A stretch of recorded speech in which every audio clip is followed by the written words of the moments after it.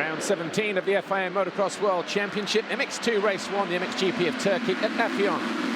Jorge Prado rounded out turn 1 to collect his 21st Vauxhall shot of the season, closely followed by the 959 on the Yamaha of Maxime Renaux and Jago Geerts. Geerts capitalised on a mistake from Vial on the exit of the turn on the KTM.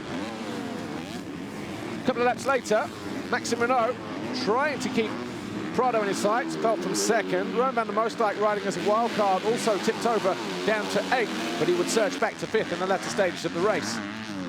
Back on the bike and around the outside of Vial, Maxime Renaux into 3rd. Thomas Kjær Olsen with a virus had to pull out mid-race whilst in 9th. Jago Geerts was in 2nd, being challenged by Renaux, who fell again. But it was the two Kawasaki's that had everybody on their toes, Romain van der Moosdijk and Adam Sterry. Van der Moosdijk came home in 5th ahead of Serry in 7th, but it was Prado with win number 28. MXGP Race 1. Paul Jonas didn't make a great start, but he carved back underneath the inside and came away with his first Vauxhall shot on the Rockstar Energy Husqvarna. Closely followed by the number 84 of Jeffrey Herlings. Glenn Koldenoff went around the outside, and by the time they headed up towards turn 2, Koldenoff was through and into the lead. Herlings quickly capitalised as well. But it was number 84 of Herlings who found his way past Jonas on the opening lap. Tim Gajser fell from 4th to 14th. He picked himself up and rejoined the race as Herlings threw away a 3-second advantage towards the end of the race. Paul Jonas wasn't quite close enough to capitalise though. Last lap, Tim Gajser made this pass on Onno Tones for 6th place, but it was Herlings who was victorious in race 1 from Jonas, Koldenoff, Siwa and Paulin.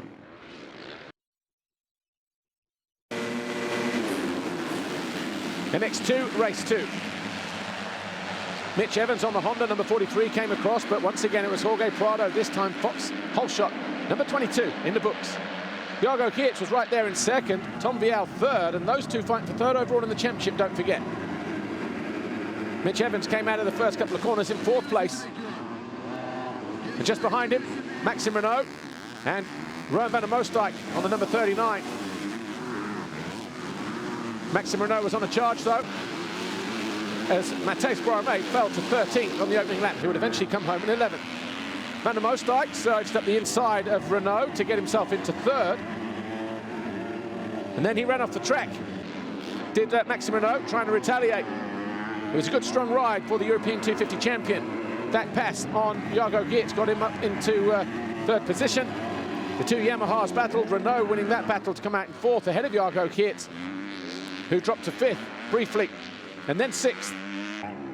But it was Prado with win number 29. Vial came home 2nd, Van der Moosdijk 3rd, Renaux and Geerts your top 5. The overall, though, belonged to Jorge Prado. 2 wins out of 2, his 30th career victory. Jago Geerts on the podium with a 2nd and a 5th. Van der Moosdijk on his first ever MX2 podium with a 5th and a 3rd. And the fight for 3rd in the championship, Jago Geerts 3rd, Vial just 10 points behind in 4th with 1 round to go in Shanghai, China. But this weekend, once again, all about Jorge Prado, his 30th Grand Prix victory. Well, next year will be a big step going to the 450 class, to the main class. So no, we are taking it race by race, improving, because it's still a long way ahead. So yes, taking it as a training, but at the same time, I love winning GPs if I can. So I will do my best to keep winning if it's possible, and hopefully next weekend we can do the same, because I'm enjoying it a lot. MXGP Race 2. Gate number 3 over on the right-hand side. Jeremy Siwa cut to the inside of Herlings as he tried to take Gajser wide, and he managed to steal his 4th Vauxhall shot of the year. But he went back pretty quickly. Koldenoff took over the lead on the exit of the turn. Everybody else jostled for position. Herlings into 2nd with that move on Siwa. Siwa then made a mistake, got caught in a battle with Jonas. Jonas wasn't given an inch, and Siwa was upside down. Gajser also fell whilst in 3rd. He would pick himself up and eventually get back to 3rd after dropping down as far as 5th. Paul Jonas carved his way through fields to make his way into 5th position. That move on Brian Bogus.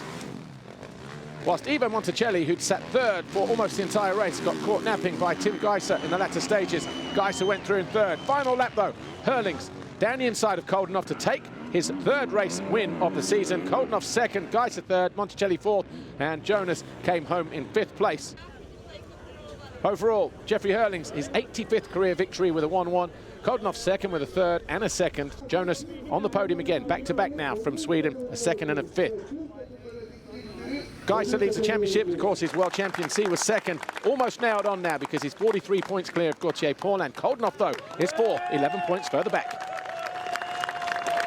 You know, it was getting better and better. You know, in Sweden, I think it was my 6th day on the bike, and we actually decided on Thursday evening we were going to go on Thursday or something. So wasn't prepared at all, and then just came too quick to lead the races by then. But now we're another 2 weeks in, like 3 or 4 weeks on the bike now, and it's amazing what I could do in such a short time. Obviously, I know some of the top guys are injured, but still a GP win is a GP win, and it's never easy. You know, those guys are fast.